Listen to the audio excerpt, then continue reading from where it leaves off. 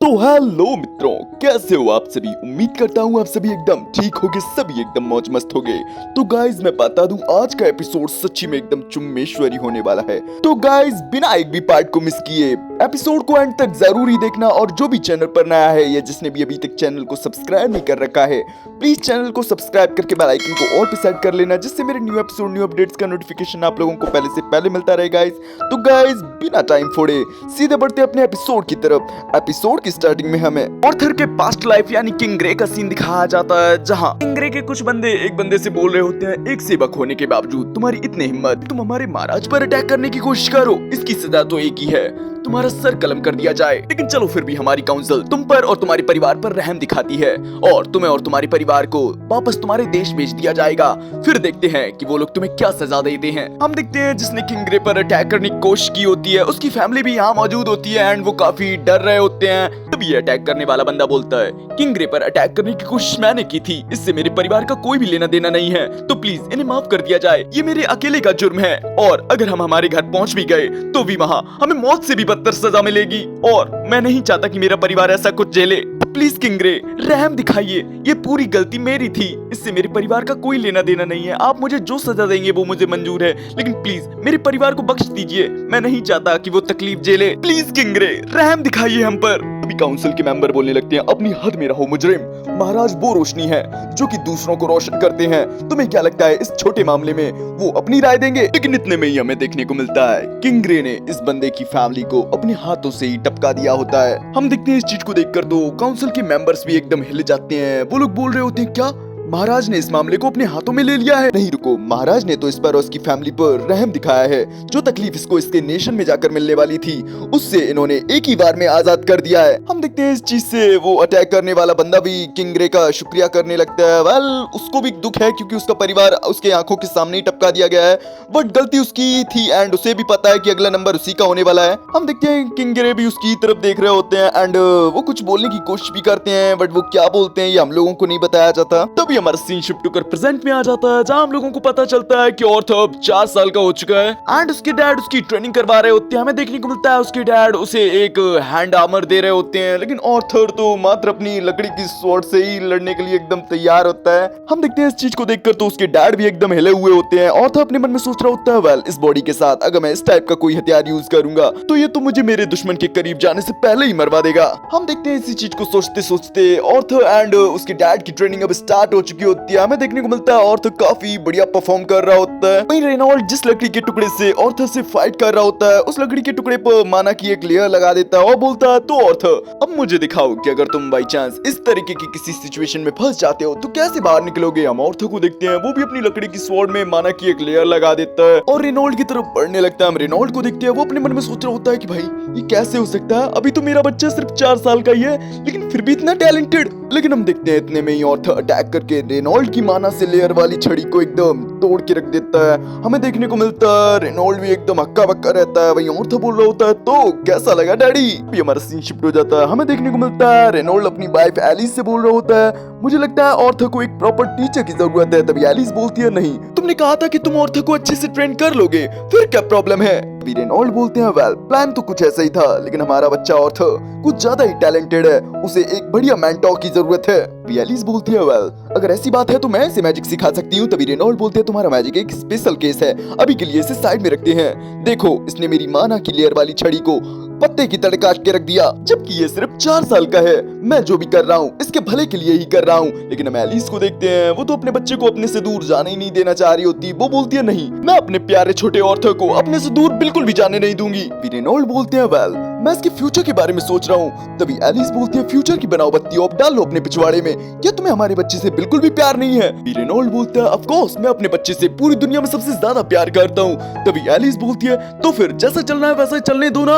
अभी ऑर्थर हम लोगों को बताता है, जज्बातों में बहकर कभी कभी पेरेंट्स अपने बच्चे के फ्यूचर के बारे में ही भूल जाते हैं, इसी वजह से मैंने एक तीसरा सुझाव दिया जो कि था, क्यों ना हम सभी साथ चलें। हम देखते हैं इस चीज को सुनकर ऑर्थर के मॉम डैड भी एकदम खुश हो जाते हैं। वो बोलती है, सच्ची में हमारा बच्चा तो जीनियस निकला अरे जीनियस, चलो हम सभी अपना बैग पैक कर लेते हैं। ऑर्था को देखते हैं, वो भी इन चीजों से काफी ज्यादा खुश होता है। वो अपने मन में सोच रहा होता है सच्ची में मेरी मॉम डैड में कुछ ज्यादा ही एनर्जी है। अभी अगले सीन में हम देखते हैं ऑर्था एंड उसकी फैमिली यहाँ से निकलने वाले होते हैं। हम देखते हैं उन लोगों के साथ कुछ और बंदे भी होते हैं। हमें देखने को मिलता है रेनॉल्ड ऑर्था से बोलता है वेल जरा अपने सीनियर्स को अपना परिचय तो दो। हम देखते हैं ऑर्था भी ऐसे ही करने लगता है। वो बोलता है वेल मेरा नाम ऑर्था लेविन है एंड आपसे मिलकर खुशी हुई। तभी हम देखते हैं सामने खड़े बंदों में से एक बंदा बोलता है वेल हम लोग पहले भी मिल चुके हैं लेकिन तब तुम बहुत छोटे थे, शायद तुम्हें याद ना हो। ऑर्था हम लोगों को बताता है नहीं मुझे याद है। हमें दिखाया जाता है जब ऑर्थन ने अपने माना कोर को बनाते टाइम अपना घर ही उड़ा दिया था, तब इन्हीं लोगों ने आकर घर को रिपेयर करने में आकर मदद की थी। ऑर्था हम लोगों को ये भी बताता है वेल इन लोगों की पार्टी का नाम ट्विन हॉर्न है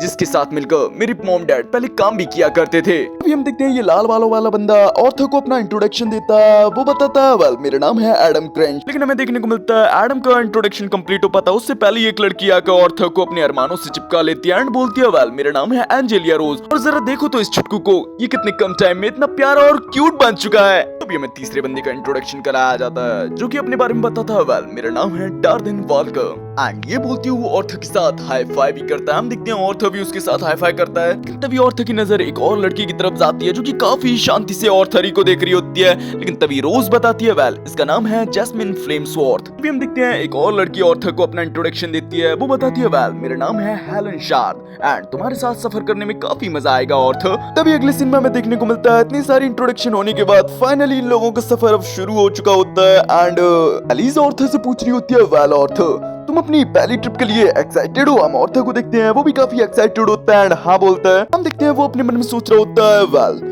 एक जगह से दूसरी जगह जाने का ये तरीका सच्ची में काफी पुराना हो चुका है।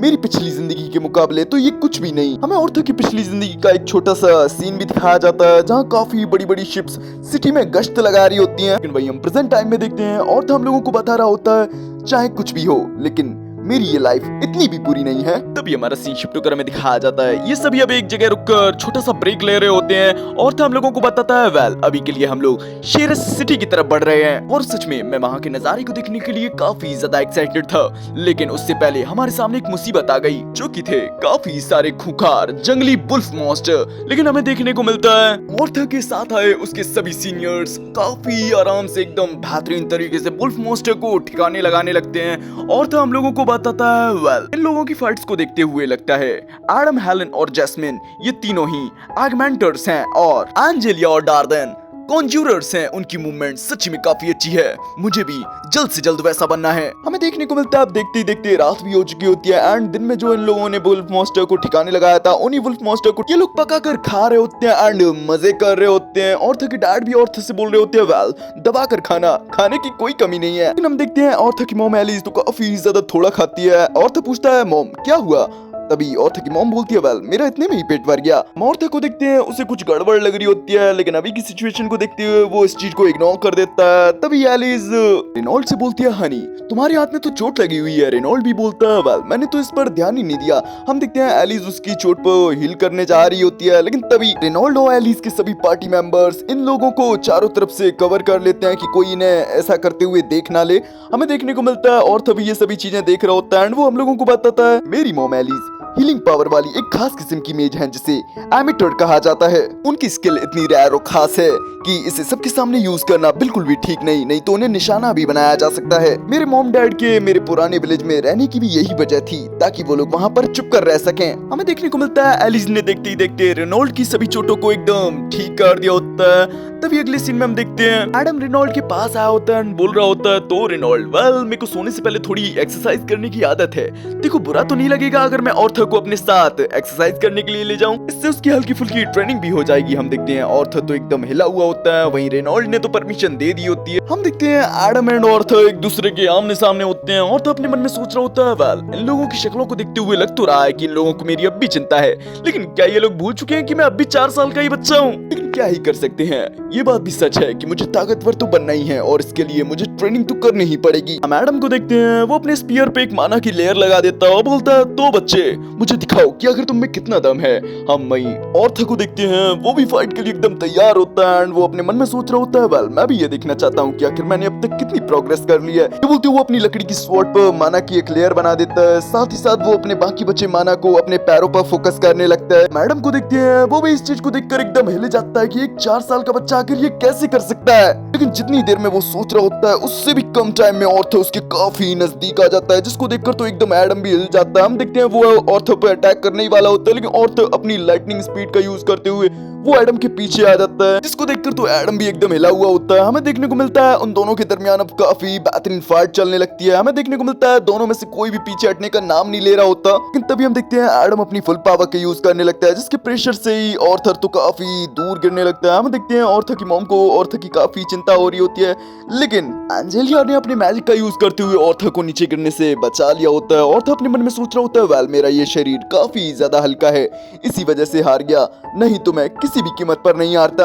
हम देखते हैं एडम के सभी टीममेट एडम की झाड़ लगा रहे होते हैं कि भाई तू एक बच्चे पर अपनी फुल पावर को कैसे यूज कर सकता है। वहीं एडम बोल रहा होता है अबे तू लोग बच्चा बोलते हो उसको, अबे तुम लोग जाकर उससे लड़के तो देखो यार, वो एक मोस्टर है मोस्टर। ओए रेनॉल्ड आखिर तू उसे किस टक्की का आटा खिलाता है, वे आखिर उसकी कितनी कड़ी ट्रेनिंग करवाता है। रेनॉल्ड भी लाइक अरे यार मैंने उससे कुछ नहीं करवाया यार। ऑर्थर को देखते हैं वो भी जमीन पर नीचे उतरकर चैन की सांस ले ही रहा होता है, तभी अचानक से उसके सामने जैस्मिन आ जाती है, जिसको अचानक से अपने सामने देखकर ऑर्थर भी एकदम हिल जाता है। वो बोलता है तो मिस क्या आपको मुझसे कुछ काम वगैरह है। तभी जैस्मिन बोलती है वेल क्या तुम मुझे बताओगे कि आखिर तुमने वो लास्ट में मूव कैसे किया था। यहाँ आई थिंक वो पैरों पे माना कंसंट्रेट करने वाली बात कह रही होती है। और हम लोगों को बता रहा होता है वेल ये जिस तरीके से मुझे देख रही है इस तरीके को मैं जानता हूँ, ऐसे लोग तब तक पीछा नहीं छोड़ते जब तक इन्हें जो चाहिए वो मिल नहीं जाता। अभी हमारा सीन शिफ्ट होकर में कुछ दिनों बाद का सीन दिखाया जाता है और हम लोगों को बता रहा होता है वेल हमारा सफर एकदम सही चल रहा है, साथ ही साथ मैं काफी बेहतरीन तरीके से सभी के साथ ट्रेनिंग कर रहा हूँ, जिसमें मैं काफी अच्छा भी हो चुका हूँ। हमें देखने को मिलता है ऑर्थर ने जैस्मिन को भी माना को पैरों में कंसंट्रेट करना सिखा दिया होता है, जिससे कि अब जैस्मिन भी काफी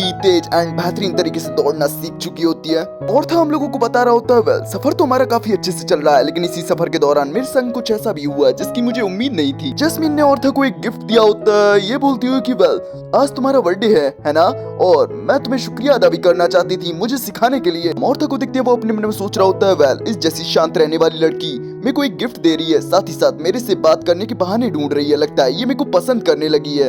हम जैस्मिन को देखते हैं उसने ऑर्थर को एक डैगर गिफ्ट किया होता है, जिसका यूज करना भी वो ऑर्थर को बता रही होती है, जिसमें वो बता रही होती है वेल इस डैगर के साथ एक रस्सी भी अटैच्ड है, जिसको तुम अगर सही तरीके से यूज करते हो तो ये तुम्हारे लिए काफी यूजफुल होगा। हम वहाँ मौजूद बाकी की लेडीज को देखते हैं वो भी ये सब चीजें देख रही होती है, वो लोग बात कर रही होती है वेल जैस्मिन को किसी के साथ घुलते मिलते देखना ये काफी कमी देखने को मिलता है। एलिस बोलती है वेल मेरा बेटा है ही इतना प्यारा कि वो किसी को भी अपने प्यार में गिरा देता है। हम देखते हैं अब इन लोगों के जाने का टाइम हो चुका होता है। वहीं एलिस भी ऑर्थर को आवाज लगाती है कि चलो ऑर्थर हम लोगों को निकलने का समय हो चुका है। हम ऑर्थर को देखते हैं वो भी अपनी मॉम के पास आ जाता है, लेकिन तभी उसे देखने को मिलता है उसकी मॉम काफी अजीब सा बिहेव कर रही होती है, आई थिंक उसे उल्टी आने वाली होती है। हम ऑर्थर को देखते हैं उसे अपनी मॉम की काफी चिंता हो रही होती है, वो इस बारे में अपनी मॉम से भी पूछता है, लेकिन उसकी मॉम इस चीज को टाल देती है। अब तो ऑर्थर को भी थोड़ा बहुत अजीब लगने लगा होता है। तभी अगले सीन में हम देखते हैं लोगों का सफर अब स्टार्ट हो चुका होता है एंड ये लोग एक पहाड़ी इलाके से गुजर रहे होते हैं, लेकिन तभी अचानक से इन लोगों के सामने कुछ तीर आकर गिरते हैं, जिससे कि सभी लोग एकदम अलर्ट हो जाते हैं। लोगों को देखने को मिलता है लोगों के कैरेज को चारों तरफ से लुटेरों ने घेर लिया होता है। हमें देखने को मिलता है लुटेरों और लोगों की टीम के दरमियान अब फाइट स्टार्ट हो चुकी होती है। वहीं ऑर्थर कैरेज के अंदर अपने मन में सोच रहा होता है ये बिल्कुल भी ठीक नहीं है, हम लोगों को चारों तरफ से घेर लिया गया है। तभी हमें देखने को मिलता है इन पहाड़ी लुटेरों का बॉस भी वहां आ जाता है, जो कि सभी से बोल रहा होता है वेल और तो बच्चों को कुछ भी मत करना, नहीं तो इन लोगों की कीमत गिर जाएगी। वहीं ऑर्थर अपने मन में सोच रहा होता है वेल दुनिया चाहे कोई सी भी हो, लेकिन हर दुनिया में इस तरीके के इवल पर्सन तो होते ही हैं। तभी हमें एलिस को दिखाया जाता है जो कि ऑर्थर से बोल रही होती है बेटा चाहे कुछ भी हो तुम्हारी मम्मा तुम्हें प्रोटेक्ट करके ही रहेगी। हमें देखने को मिलता है ऑर्थर की साइड के सभी बंदे इन लुटेरों को ठिकाने लगाने लगते हैं, उनसे जितना हो सक रहा होता है वो सभी बंदों को ठिकाने लगा रहे होते हैं। सभी की टीम कोऑर्डिनेशन काफी बेहतरीन होती है, सभी लोग एक दूसरे की मदद करते हुए आगे बढ़ रहे होते हैं। हम ऑर्थर को देखते हैं वो भी इन सभी चीजों को देख रहा होता है एंड अपने मन में सोच रहा होता है वेल एक एक की ताकत की बेसिस पर बात करें तो हम लोगों को काफी फायदा है, लेकिन हमारे अपोनेंट्स की तो ताकत ही तादाद है, एक को ठिकाने लगाते हैं तो दो आ जाते हैं। हमें देखने को मिलता है ऑर्थर की साइड के सभी बंदे अब थोड़े थक चुके होते हैं, वहीं ऑर्थर के डैड तो काफी बुरी तरीके से इंजर्ड हो चुके होते हैं एंड इन्हीं लोगों के गैरेज से आके टकराते हैं। हमें देखने को मिलता है लुटेरों की गैंग का लीडर ये मोटा गेंडा सांडर रेनॉल्ड की तरफ ही बढ़ रहा होता है, लेकिन तभी हम ऑर्थर और उसकी मॉम को देखते हैं। अब तो उन लोगों पर भी नहीं सहा जाता, वो लोग भी रेनॉल्ड की तरफ बढ़ने लगते हैं, लेकिन रेनॉल्ड उन्हें रास्ते में ही रोक देता है। वो बोलता है मुझे उतनी भी चोट नहीं आई है। और एलिस हम लोग इससे भी बड़ी मुसीबत में पड़ जाएंगे अगर इन लोगों को तुम्हारी ताकत के बारे में पता चल गया। रही बात तुम्हारी ऑर्थ, मेरे बच्चे, मैं चाहता हूँ तुम अपनी मम्मा को लेकर यहाँ से भाग जाओ। तभी ऑर्थ बोलता है, डैड आखिर आप ये कैसी बातें कर रहे हैं, मैं आप लोगों की ट्रेनिंग की वजह से पहले ही काफी ज्यादा स्ट्रांग हो चुका हूँ, मुझे अपनी मदद करने दीजिए। तभी रेनॉल्ड बोलते हैं, मेरे बच्चे, मैं जानता हूँ तुम में बहुत ताकत है, इसी वजह से मैं ये काम तुम पर छोड़ रहा हूँ कि अपनी मॉम को प्रोटेक्ट करो, क्योंकि तुम्हारी मम्मा के अंदर एक और बेबी है। हम ऑर्थ को देखते हैं, वो ये चीज सुनकर थोड़ा हैरान हो जाता है एंड उसे सभी चीजें समझ में आने लगती हैं कि उसकी मॉम इतना अजीब बिहेव क्यों कर रही थी। रेनॉल्ड ऑर्थर से बोलते हैं, मेरे प्यारे बेटे, मैं ये जिम्मा सिर्फ तुम पर छोड़ रहा हूँ, जाओ अपनी मॉम को प्रोटेक्ट करो और अपने एक बड़े भाई होने का जिम्मा निभाओ। ऑर्थ को देखते हैं, वो भी इस चीज के लिए एकदम तैयार हो जाता है एंड अपने पूरे माना को अपने पैरों में कंसंट्रेट करने लगता है। तभी उन टुटेरों का लीडर ये गेंडा बोलता है, वेल तुम्हें क्या लगता है तुम इतनी आसानी से यहाँ से निकल पाओगे? तभी ऑर्थ के डैड रेनॉल्ड बोलते हैं, बच्चे जल्दी यहाँ से निकलो। ऑर्थ को देखते हैं, वो भी एकदम ऐसे ही करने लगता है, लेकिन एलिस को रेनॉल्ड की काफी चिंता हो रही होती है। मिस गेंडो को देखते हैं, ये अपने बंदों को ऑर्डर दे चुका होता है कि इन लोगों को यहाँ से सही सलामत भागने बिल्कुल भी मत देना। तभी हम ऑर्थ के डैड को देखते हैं, वो इस बंदे को रोकते हुए बोलता है, वेल तू कहाँ जा रहा है बे? तेरी हिम्मत कैसे हुई मेरे परिवार पर गंदी नजर डालने की? ये बोलते हुए वो काफी तगड़े तरीके से कुटाई करने लगता है। हम ऑर्थ को देखते हैं, वो अपनी मॉम को लेकर वहां से भाग रहा होता है। हमें देखने को मिलता है कई सारे बंदे लोग इन लोगों का रास्ता रोकने की भी कोशिश कर रहे होते हैं, लेकिन ऑर्थर के साथी लोग इन लोगों के रास्ते को एकदम क्लियर कर रहे होते हैं एंड ऑर्थ को यहाँ से निकलने के लिए जगह दे रहे होते हैं। ऑर्थ अपने मन में सोच रहा होता है, वेल इतनी सारी जाने लेने के बाद आज मैं किसी अपने को बचाने के लिए भाग रहा हूँ, शायद यही मेरा कर्मा है, लेकिन अब मैं पीछे बिल्कुल भी नहीं हटूंगा, चाहे कुछ भी हो जाए मैं अपनों को प्रोटेक्ट करके ही रहूंगा। बोलते हुए वो दोनों वहां से भाग ही रहे होते हैं। तभी देखने को मिलता है उसी माउंटेन पर एक मैजिशियन भी होता है जो कि इन लोगों पर अटैक करने के लिए अपने अटैक को चार्ज कर रहा होता है। हम देखते हैं इस चीज का अंदाजा ऑर्थ को भी लग जाता है, वो अपनी मॉम को धक्का देकर उस अटैक का शिकार खुद बन जाता है। हमें देखने को मिलता है वहां मौजूद सभी के प्राण तो एकदम हलक में ही आ चुके होते हैं, सभी को ऑर्थ की काफी चिंता हो रही होती है। वही ऑर्थ तो माउंटेन से नीचे गिर रहा होता है, वो अपने मन में सोच रहा होता है, वेल लगता है यही मेरा अंत है, लेकिन मैं तो जा रहा हूँ, लेकिन तुझे भी अपने साथ लेकर जाऊंगा। ये बोलते हुए वो जैस्मिन के दिए हुए डैगर का यूज करते हुए उस बंदे को भी अपने साथ नीचे खाई में गिरवा लेता है। हम देखते हैं सभी को ऑर्थ की काफी चिंता हो रही होती है, वो सभी अपने अपने मैजिक का यूज करने लगते हैं ऑर्थ को बचाने के लिए। ऑर्थ की मॉम भी ऑर्थ के लिए काफी ज्यादा परेशान होती है।